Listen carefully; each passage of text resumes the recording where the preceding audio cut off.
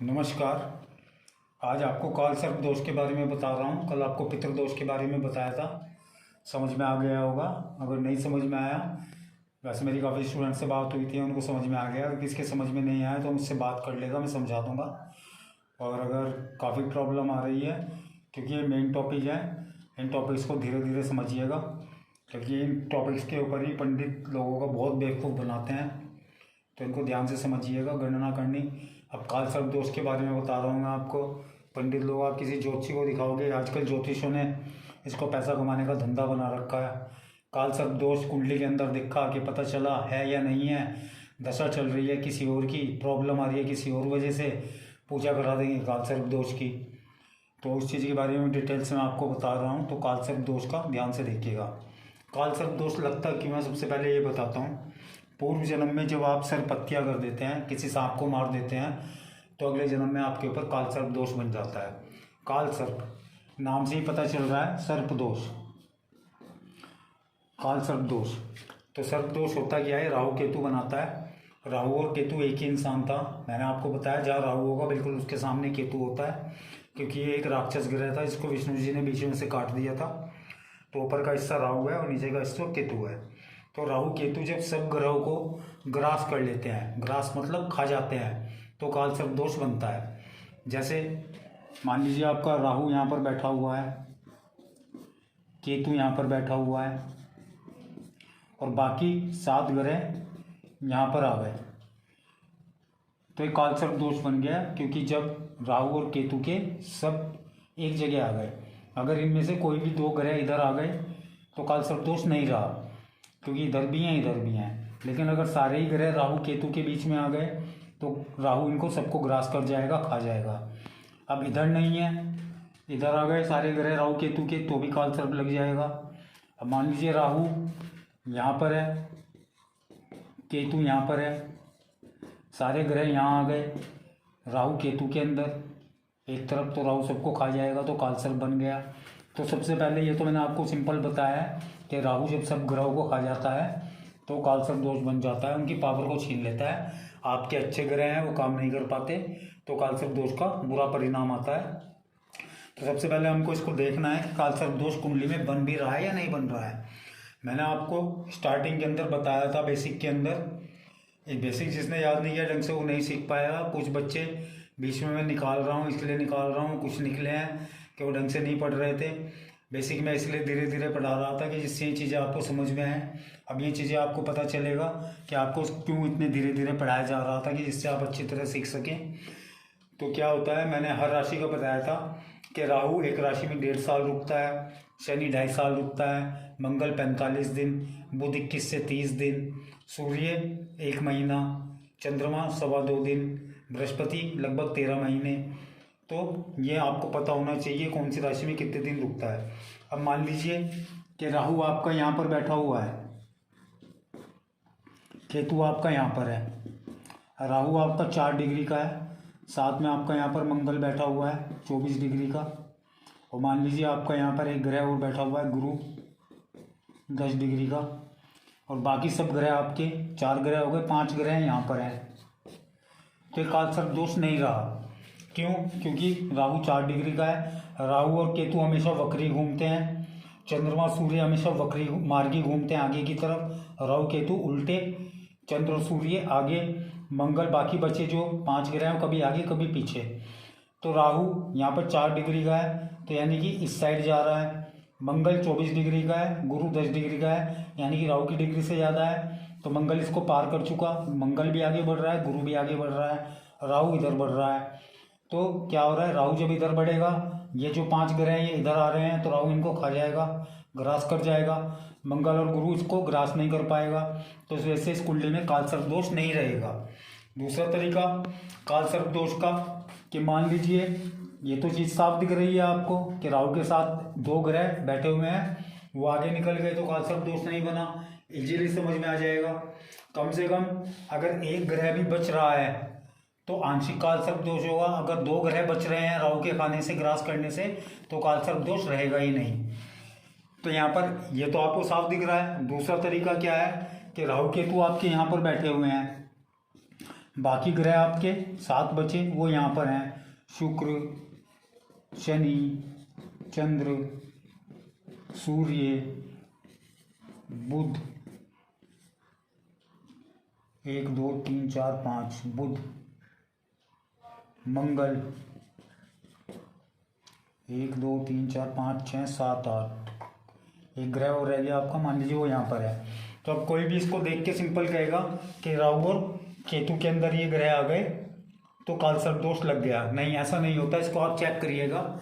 जब भी कोई बच्चा जन्म लेता है वहाँ से लेके उस तारीख से लेके आने वाले 7 वर्षों तक 7 वर्षों तक देखिएगा कि राहु अगर सब ग्रहों को ग्रास कर जाता है तो कालसर्प दोष लगेगा, अन्यथा नहीं लगेगा।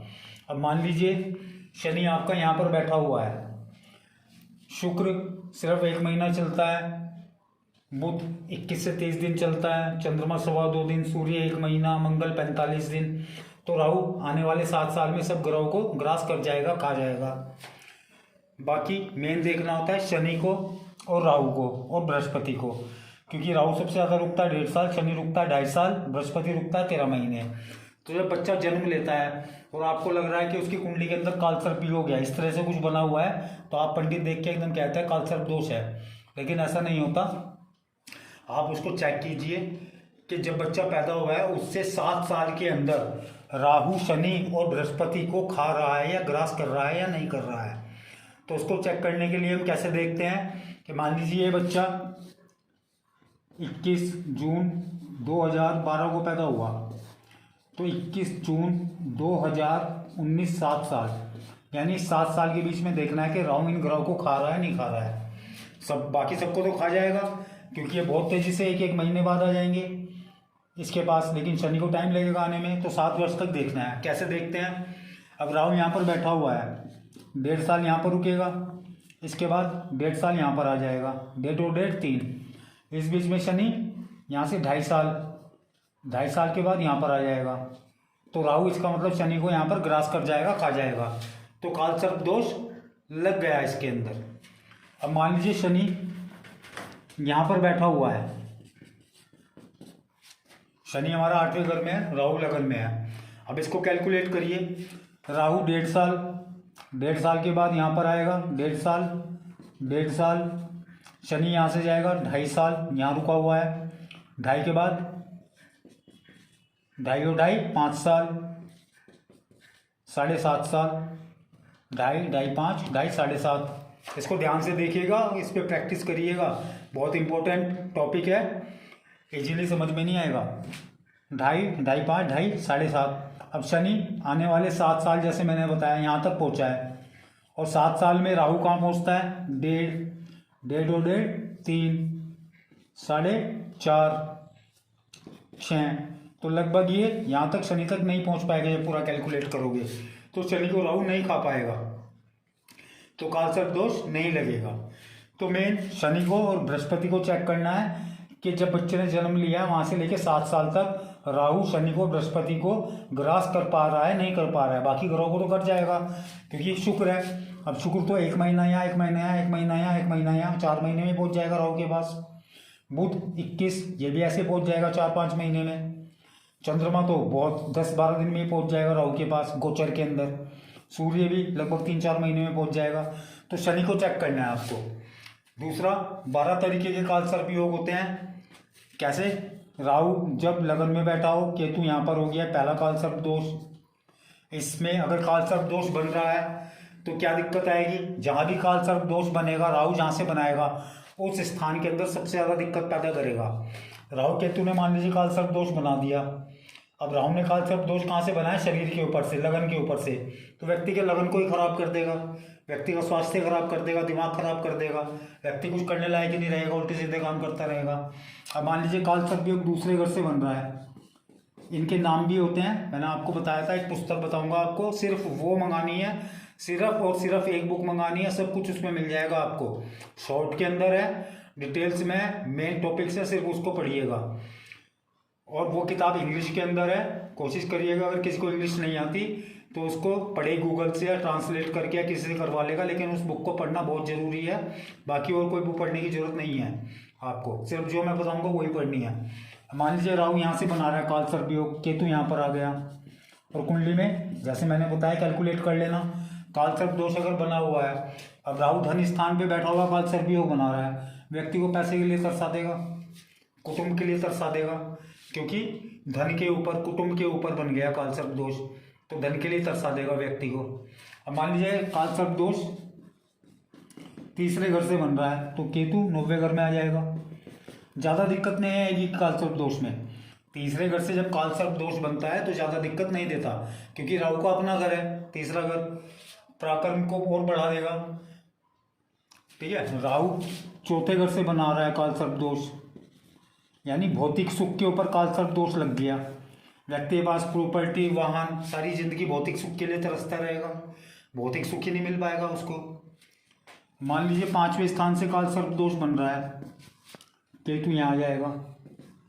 5वां स्थान शिक्षा, विद्या, अफेयर्स, संतान, इन सबको खत्म कर देगा। अब छठे घर से बन रहा है मान लीजिए काल सर्प दोष, छठे घर से काल सर्प दोष अच्छा होता है, बुरा नहीं होता, आदमी को बहुत सक्सेस देता है, राहु छठे घर का मालिक होता है।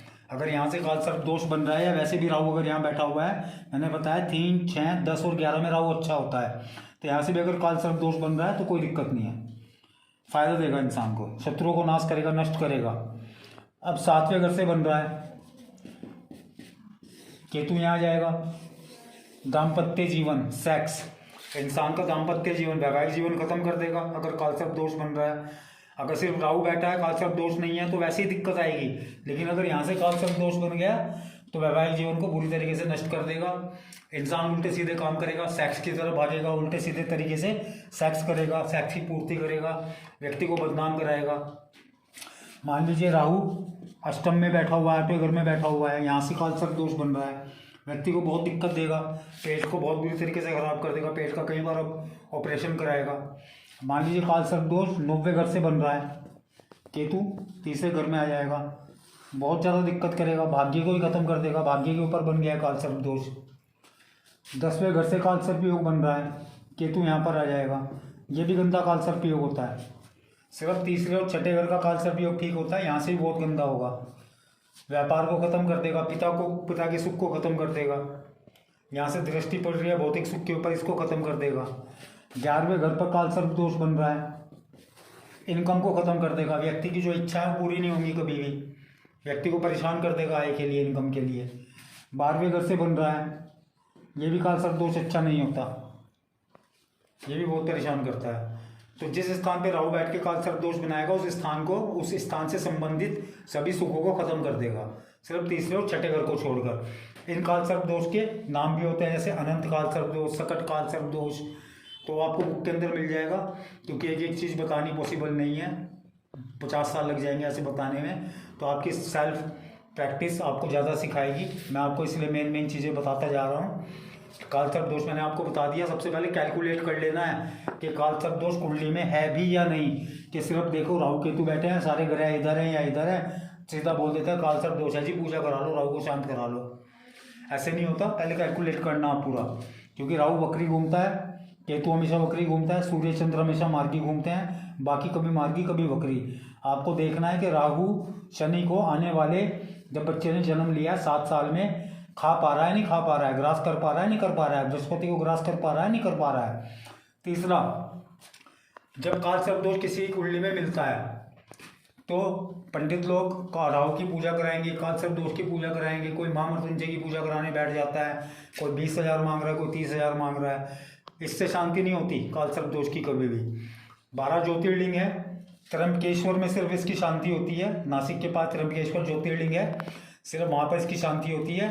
कभी भी कुंडली के अंदर काल सर्प दोष किसी की दिखाई दे, अगर आप प्रोफेशनल काम करते हैं, गलत तरीके से पैसा मत कमाइए, आपका उल्टे तरीके से निकलेगा फिर।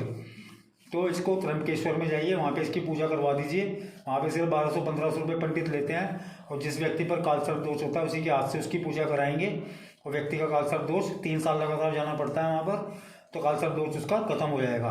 अन्यथा काल सर्प दोष का कोई और इलाज नहीं है, कुछ छोटे मोटे घरेलू उपाय हैं, जैसे मोरपंख 24 मोरपंख रख लीजिए घर में, उनको अपने शरीर से ऊपर से लेकर नीचे तक लगाते रहिए डेली, उससे काल सर्प दोष कम होता है। पंचमी को, नाग पंचमी को शिवलिंग के ऊपर नाग नागिन का जोड़ा चढ़ाते रहिए, उससे काल सर्प दोष दूर होता है।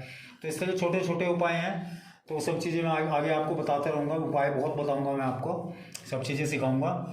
तो काल सर्प दोष की पूजा सिर्फ त्र्यंबकेश्वर नासिक में होती है, वैसे उज्जैन में भी करा रहे हैं पंडित लोग, वैद्यनाथ में भी करा रहे हैं बिहार में, लेकिन वो पूजा मान्य नहीं है शास्त्रों के हिसाब से।